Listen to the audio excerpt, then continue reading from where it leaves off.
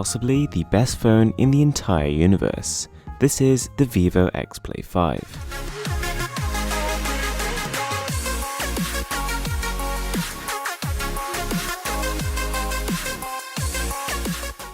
Whilst it doesn't quite have the reputation of a company like Samsung or LG, Vivo makes amazing phones.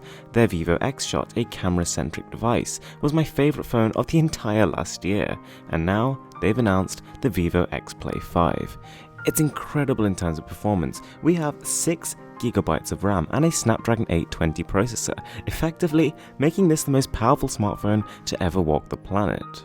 Somehow, and quite impressively, the smartphone company has also managed to actually fit the phone with one of the most sophisticated AMP and DAC combinations that you can actually find on a mobile phone, which basically means audio sounds intense.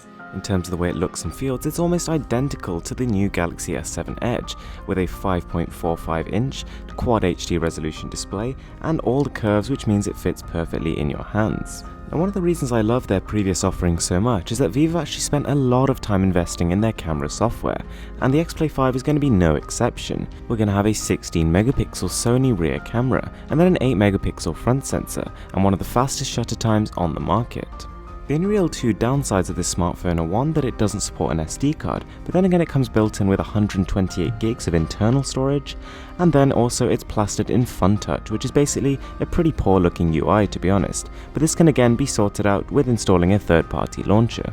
So as well as the elite version of the X Play 5, which is what I've been describing so far, you can also get a standard version, which has a Snapdragon 652 and 4GB of RAM, and the Hi-Fi is not quite as potent. But even with the downgrades, it can hardly be called anything but a flagship. Comparing the specifications between the normal version and the Elite one, and you can see the Elite absolutely smashes the competition, not only in terms of the other phones Vivo offers, but also just about every other manufacturer.